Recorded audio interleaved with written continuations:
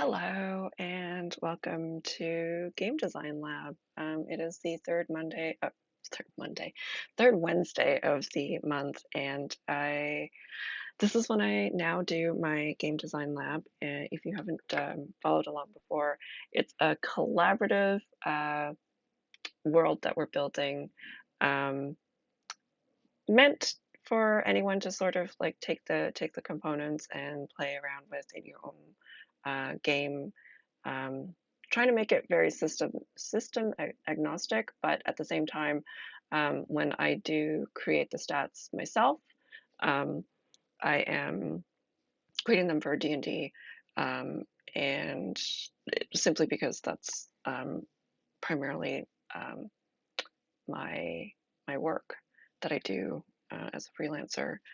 And so, like a lot of the lore and world building is, there's no system attached to it. But when I do create, classes or monsters, or today I'm hoping to create some playable like origins. Um, that's mostly going to be in D&D, at least, you know, for this world that we're building together. So what we're building right now is we started, I don't know, we started this in January, I think. Um, and we started off in this little um, city that's sort of wedged between a mountain and the ocean. And started off just with a little cute goblin NPC who is an artificer, um, apprentice actually. And it seemed like her employer, um, mentor, might have been the big bad um, of this world, but it turns out, has just been doing some bad things, because he's trying to help his brother, and it's had some unintended consequences. So this artificer has been dumping reagents um, in a cave, which he calls the trash pit. It has no other name because it's just this very remote cave outside the city. And as a result, it's created some monsters out of the salamanders that live there. Um, not, they're not just salamanders though; they're cryptomancers. I think so. Cryptomanders, yeah. Um, and then we had the real big bad. We made sort of. We started off as a vampire, but he's more like a vampire that has like Yanti influences, so or Naga influences, so very um, snake-like vampire, which I thought was really cool. And then we started building out the rest of the world. Gave the city a name. It's called the Crossing. It used to be called the Healers Crossing because the goblins who settled here were healers. It is a community that very much is into um, science, and they're known for a hospital, a rather large hospital in the area. Um, what else can I say about this little place that we're building? Um, yeah, even the festival that we created was um, based on the scientific method. It was about um, curiosity, asking questions, um, testing out things, and it's sort of like a festival about like having new experiences and learning new things. And it doesn't have to be like a sciencey thing that you're learning. It's just having that curiosity about the rest of the world. So I feel like it is a very cozy, lovely world. It happens to have some, um, sort of like a corporate villain. Because the villain, Frederick Serpentine, is he's into import export, um, and that has not been really defined. Um, but we've also built a couple of really nice neighbor. neighbor communities, so one in the mountains, one in the ocean. And so we've just sort of started building those. And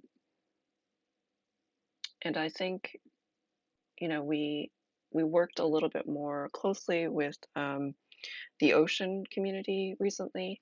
Last month we talked about, we've called it Lunella's Crossing. Lunella is a sort of trickster moon deity, but the trickster aspect of Lunella is very much good natured. And she actually is the reason why there isn't this community here. Um, uh, Actually, it's not Lunella's Crossing, it's Lunella's Confluence. And the reason why the community exists here is because she played a trick on the merfolk and the woder, who are otter folk, who they were hunting in the same parts, had a dispute um, over some catch of fish, and it was a time of hardship. But Lunella disguised herself as a sea wolf, offered to resolve the dispute, but stole the catch, and then it forced the two sides to come together in cooperation. And we sort of took a little bit from mythology here, real world mythology, to come up with this underwater mythology. Um, what else can I say here? Yeah, so we started building out this world and the creatures in it. So we've got Woder, who are otter folk, like I said, and we've also got eelgrass, which is very similar in this world to tree ants, except they're very large seaweed. Um, and this week,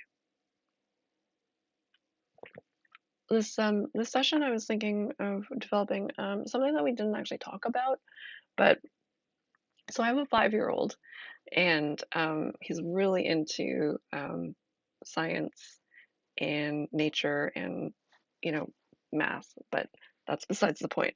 But he reminded me that there is such a thing in the world as a goblin shark, and immediately I got to thinking that it would be fun to have a goblin merfolk.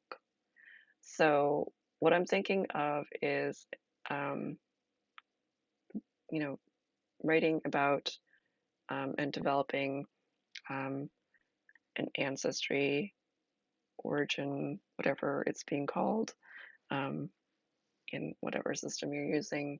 I'm not sure what D&D is going to land on in the new rules, but or the updated rules. However, I also thought that merfolk and goblin together makes the word Merlin, um, and I think that's what I want to call this creature. But I also want to make it playable. So um, I'm gonna move over to my journal so that you can take a look at what I'm writing. All right, so oops. All right, new origin.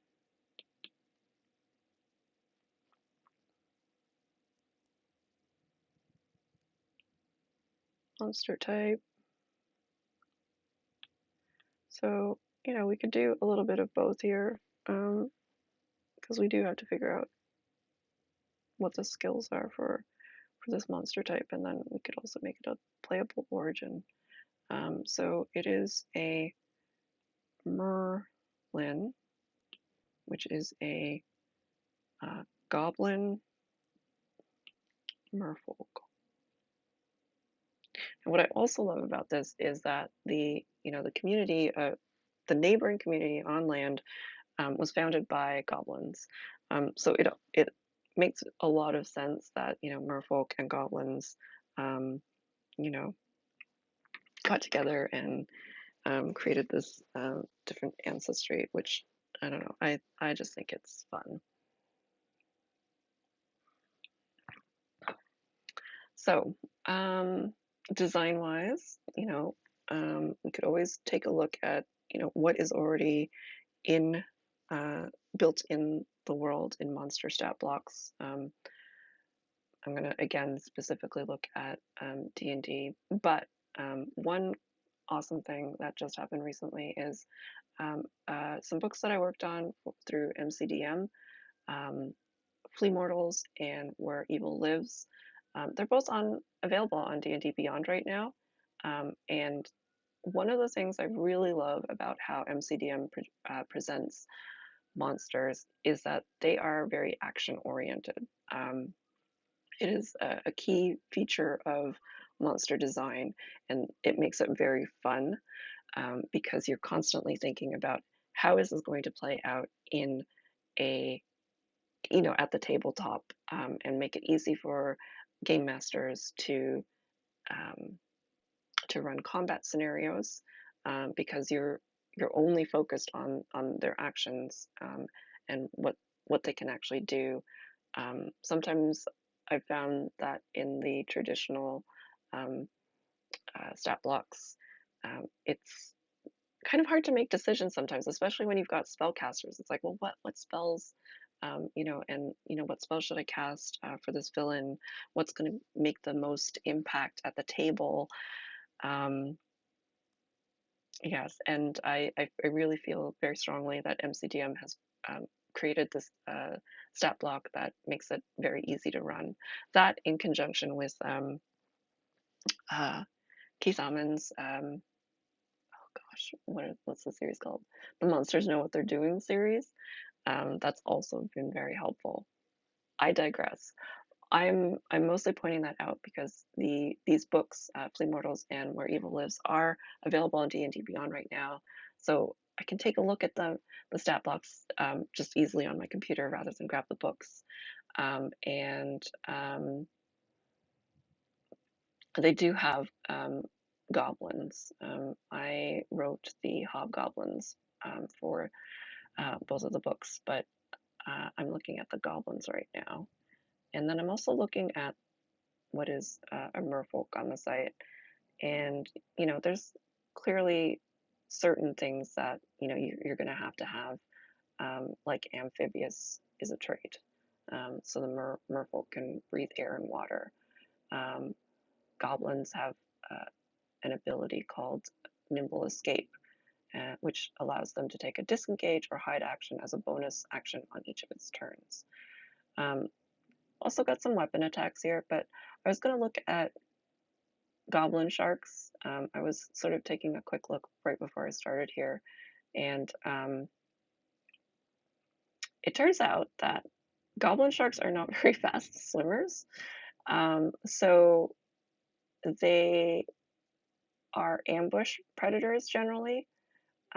So I think with that in mind, um, we want to add that as a feature to whatever its actions, whatever this creature's actions can be.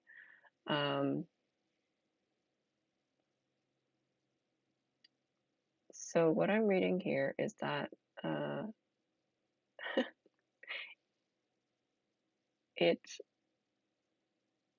because of the way its body is, it's got low density flesh and large oily liver. It makes it naturally buoyant, allowing it to drift towards its prey with minimal motion so as to avoid detection. And then once the prey comes into range, the shark's specialized jaw can snap forward to capture it.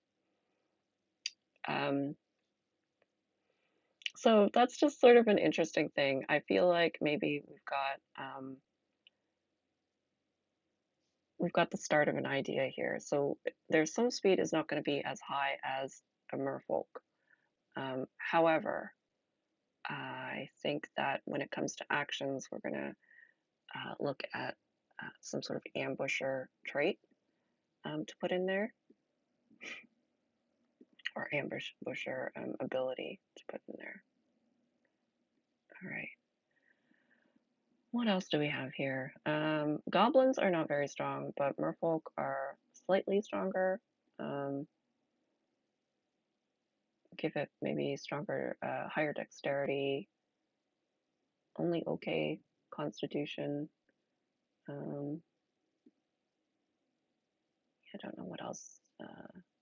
Just like a quick look here at some ideas. So I'm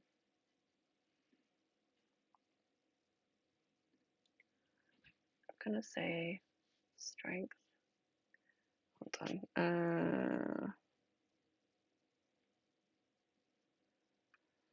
Armor class, hit points, speed. Okay, so I think I'm just gonna write some notes and not actually do the stat block. I think maybe in the next month's session, I might actually just grab a whole bunch of ideas and then build out some either stat blocks or what we haven't done on stream yet is actually create an origin. So maybe it's an origin or two for the Woder and the Merlin. I feel like that would be um, a couple of fun origins to sort of test out, you know?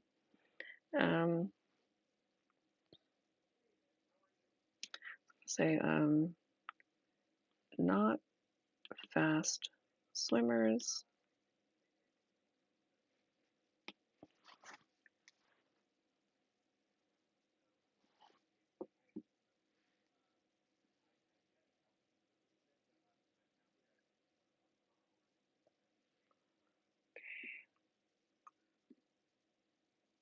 What else?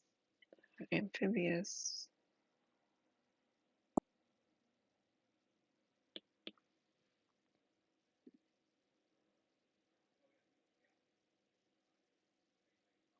I do like the nimble escape aspect. Nimble escape. I think MCDM did something different with that.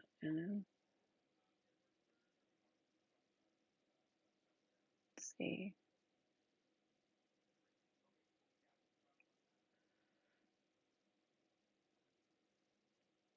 Crafty. Is that part of mobile and sneaky? Is what goblins are.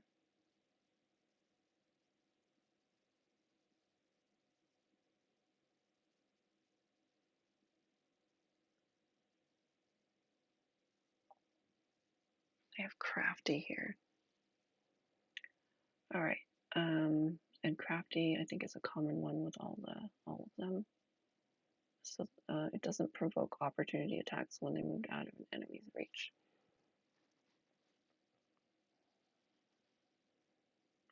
Like that. And they also have sneak for some of these. Takes the hide action as a bonus action.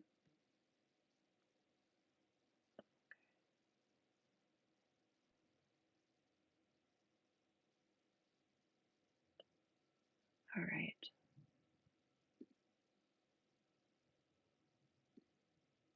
So I think what I'm going to do is I'm going to look at some other things here, like ambusher,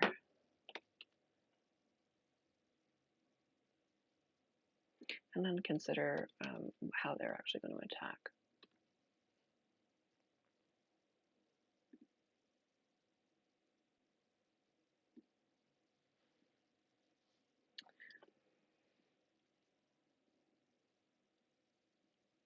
So in the first round of combat, a creature has advantage on attack rolls against any creature it surprised. Okay, so that sounds very much like it's in line with what a Merlin would do.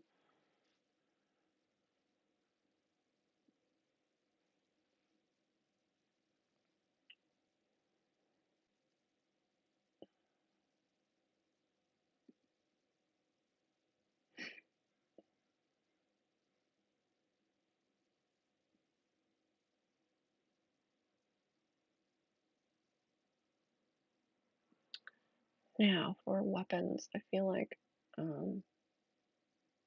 we should play around with like um, maybe bone or shell or some sort of sea related objects.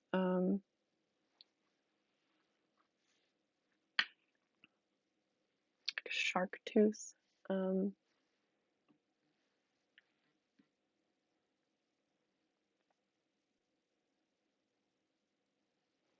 a shark tooth spear.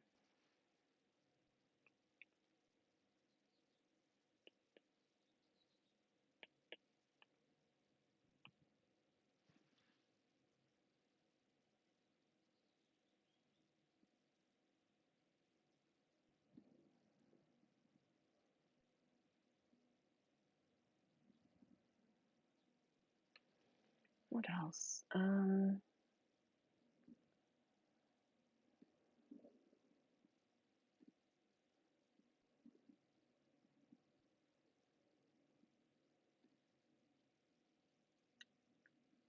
I think we could add like a different type of Merlin that has spell casting as well. And the spell casting, because they believe in Lunella, who's the moon deity, could lean into some like um, moonlight spells and things like that.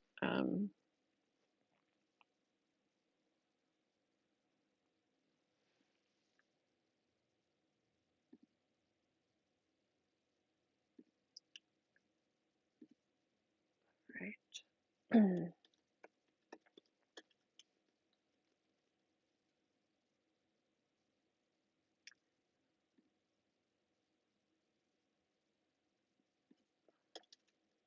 What is that spell called? I'm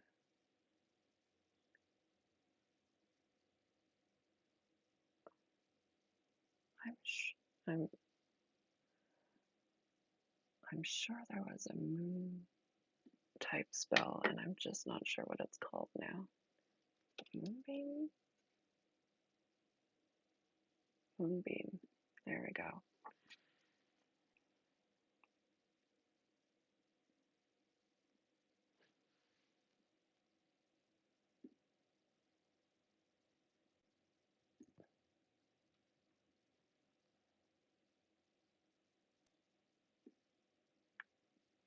Oh, we could also use look at the this is a Xanathar's.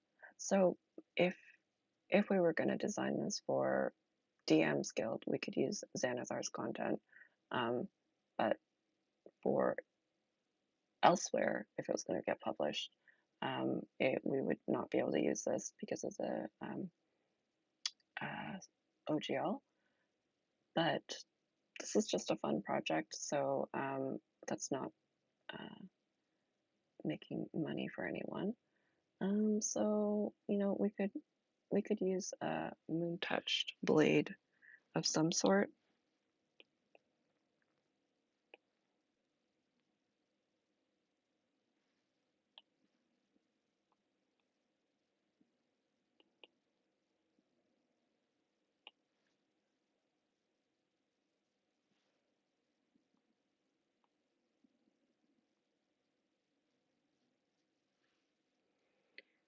All right.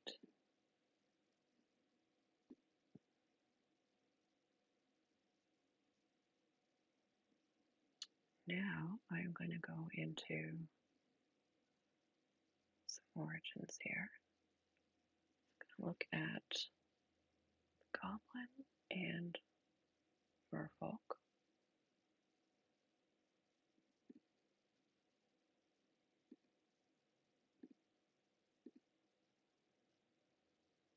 And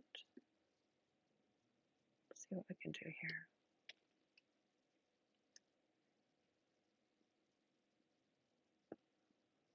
Oh, it's not called merfolk when you're playable. It's a triton.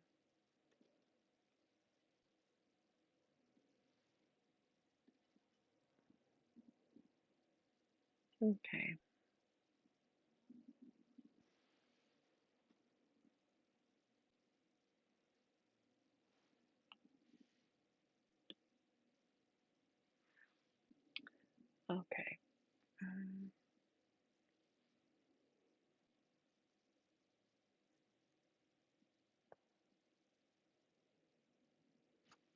So I'll put a new note here that it's playable.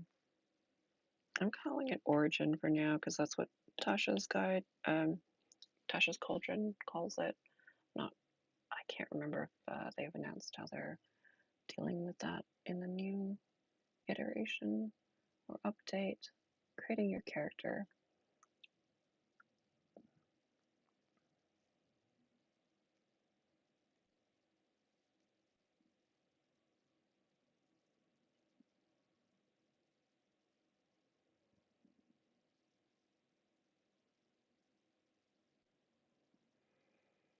All right, so for Tritons and Goblins, they're humanoid.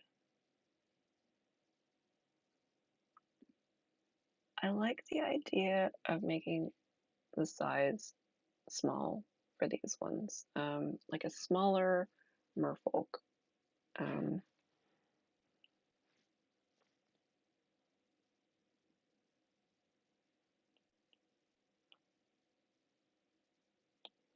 all right, so we've got creature type, humanoid, size small,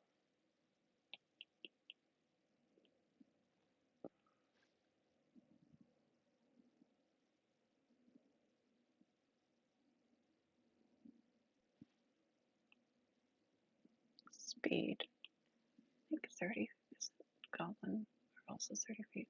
So we're going to say 30 feet and then swim speed and then 30 feet swim speed.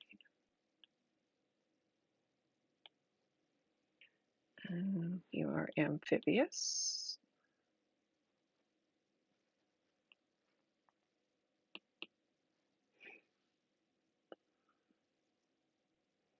Now for Tritons, they're giving, they've got the control air and water. I'm not sure that's necessarily what I want to do with this Merlin.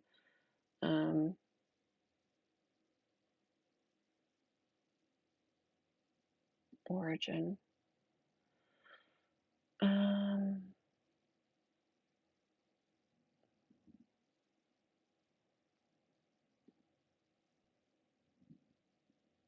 Goblins have Fey ancestry, Fury of the Small, and Nimble Escape.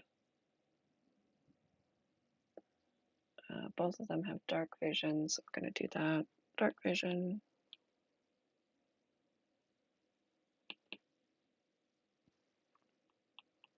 $60 feet. And then this is where we start making our own little changes here. I'm gonna do Nimble Escape too, though.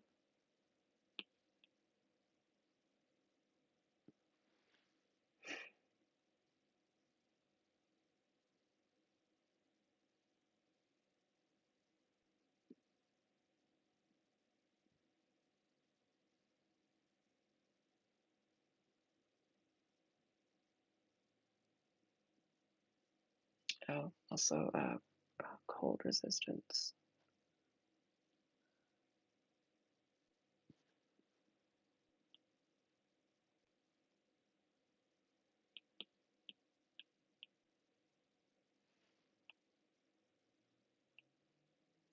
Okay. Just because in the underwater conditions it would be cold.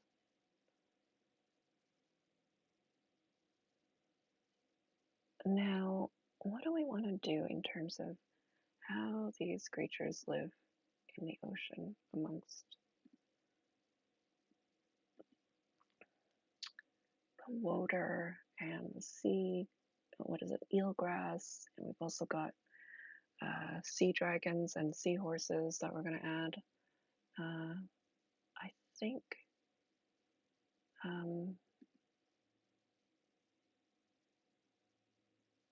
some kind of control of being underwater or water.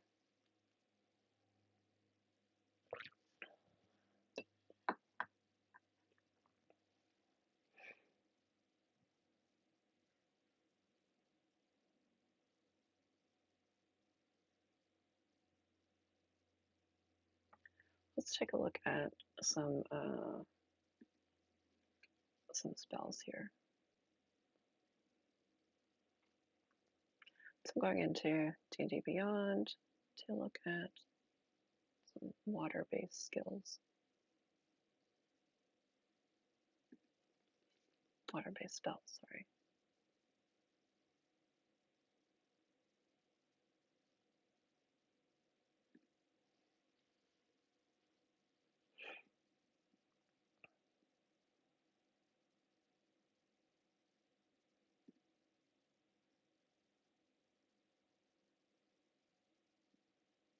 Okay, I'm gonna put some spells here.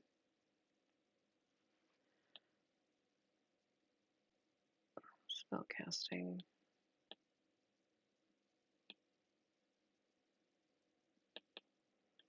I like just having this little cantrip of shape water.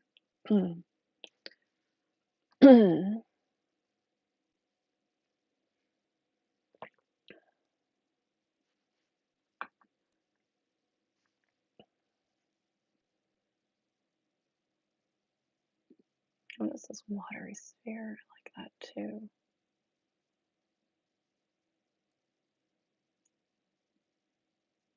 I think maybe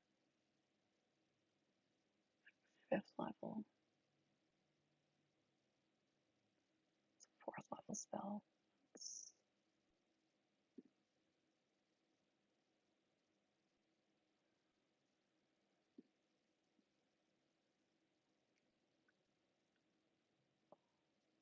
wall of water.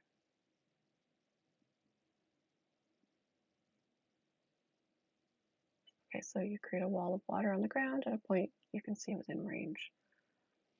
I should have read shape water. So shape water is a cantrip, and it allows spellcaster to choose an area of water that you can see within range, and that fits within a 5-foot cube. And then you can manipulate it in one of the following ways. You instantaneously move or otherwise change the flow of the water as you direct up to 5 feet in any direction. Movement doesn't have enough force to cause damage. You cause the water to form into simple shapes and animate at your direction. The change lasts for 1 hour. You change the water's color or opacity. The water must be changed in the same way throughout. The change lasts for 1 hour.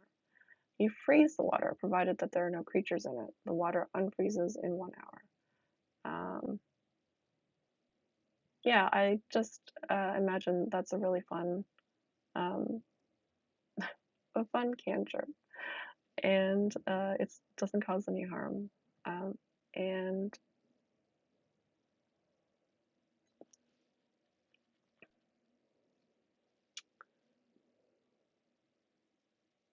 I think maybe a wall of water might be another one that I'll add here.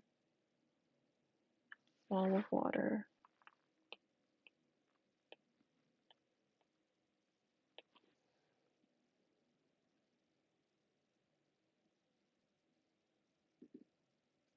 And wall of water says you create a wall of water on the ground at a point you can see within range. It's got a range of 60 feet. It's one action and it lasts for 10 minutes. I don't know, it just seems like a cool effect in combat that, you know, if you're with a Merlin adventurer in your party, it could protect you. Spells that deal cold damage that pass through the wall cause the area of the wall they pass through to freeze solid. Interesting. And then the wall gets some AC that can allow you to destroy it. All right. What else can we add here? I want to get some goblin magic in here too.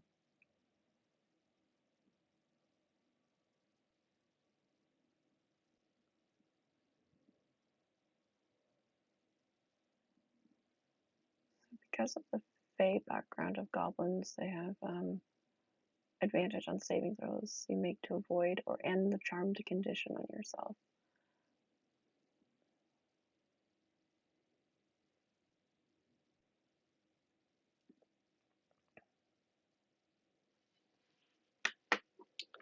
Gonna look at, I think Fey Presence is something that we could look at.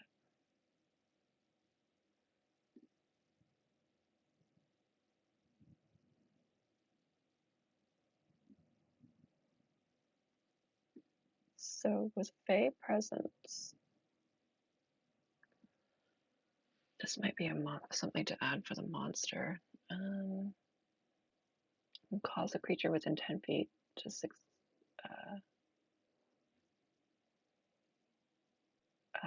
to become charmed or frightened. Seems a little powerful.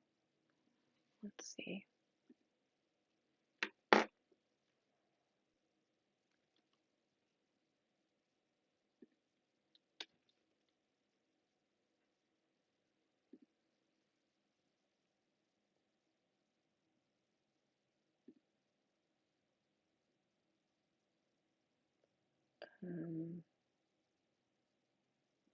Might be able to do something smaller though. Cause fear.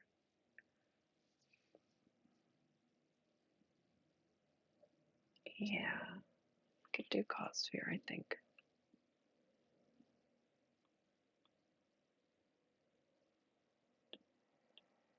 I think the order of this should change though, because that's a cantrip. This is a level 3 spell, and cause fear is a level 1 spell.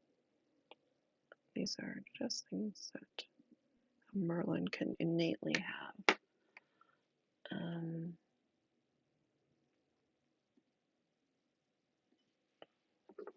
Also going to add the Fey ancestry here. Oopsie.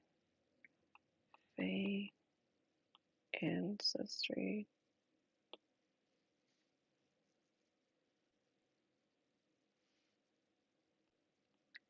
Fey and I'm not going to squeeze it in here.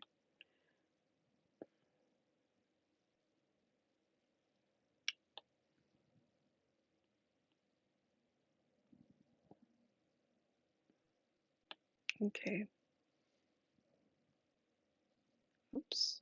All right.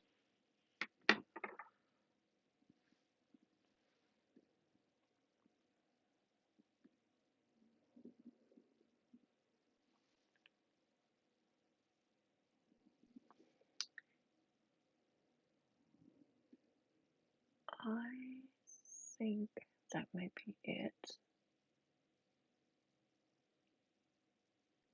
I do like how Tritons have that ability to communicate with any creature that has a swimming speed. Understand your words, so you have no special ability to understand it in return. Not so helpful. Well, I suppose you could relay a message to it or ask it to do something for you, but not know if it will do it.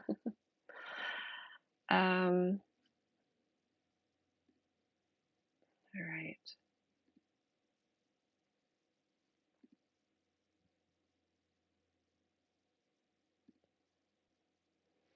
All right, let's do an overview here. So we have in this underwater Lunella's confluence city, we've got a new origin and monster type. So it's a playable origin, but it's also a monster type that you could face as, an NPC or something. It's called a Merlin, and it is essentially a goblin and merfolk combined together, inspired by the concept of goblin sharks.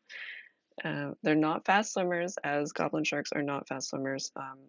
They actually have a sort of like a ambush predator trait.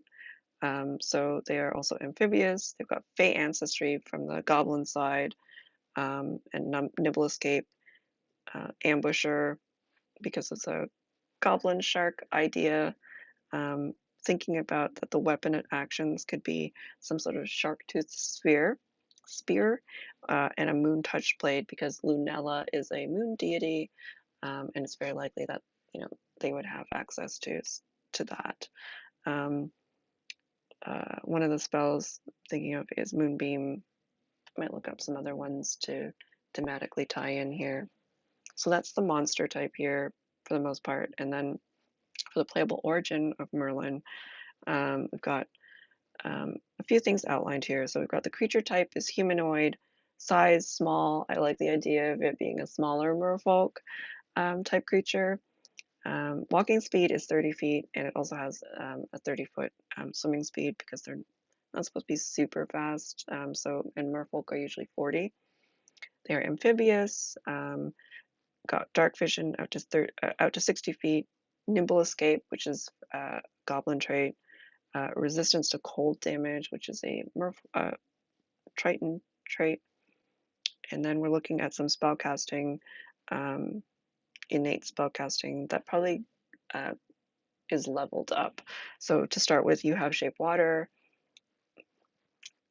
At some level, you'll get Cause Fear and then Wall of Water. And you've also got Fey ancestry from the Goblin background. And that's pretty much it in terms of um, building out this Merlin. The next step would be to actually write it all out, especially with the monster stat block. Figure out what the strength, dexterity, constitution. Um, Obviously, if this was going out into the world as a playable origin or monster type, there'd be some playtesting involved. But we're just doing this for funsies, building out this world. And sometimes I'll take all every time I have journal notes, I put them in my Patreon. So if you are interested in getting those notes, I will post my Patreon link in here. And so all of my notes from my game design lab and my journal entries from playing solo RPGs and whatever else I write goes up there. And sometimes I will also create like a final stat block that goes up there. Been a little behind on that in the past couple months because it's been busy, and I think the last one I put up was probably our villain, Frederick Serpentine. Maybe I put a subclass up because we also made a College of Chaos Bard, which is still being worked on. There's like this table of chaos. Uh, there's supposed to be I think it was a D100 table, so still working on that part. But it is a very fun subclass that I would like to play once it's actually um, um, finalized. But yeah, I think it's a shorter stream today. I don't want to get into another stat block right now. I so like I said, Wednesdays are generally Whimsy Wednesdays now, and Game Design Lab only happens on the third Wednesday of the month. On Whimsy Wednesday, it's whatever tickles my fancy. So I've been playing a bunch of cozy games lately. I was playing The Last Campfire, which was a puzzle adventure game. Beautiful game, highly recommend it. Now I'm playing Little Kitty, Big City, which is also very cute. Um, and sometimes I'll do some co-working sessions. I haven't done one of those yet. And it just might be, any other random thing that I'm not generally doing anyway. So it probably won't be a solo game, like an analog one, but could be a video game, could be co-working, could be whatever else. Um, and I've also got crafting on Fridays at um, 2 p.m. Pacific, and I'm not sure what I'm going to be crafting this week because I'm still working on something that I thought I was going to be finished.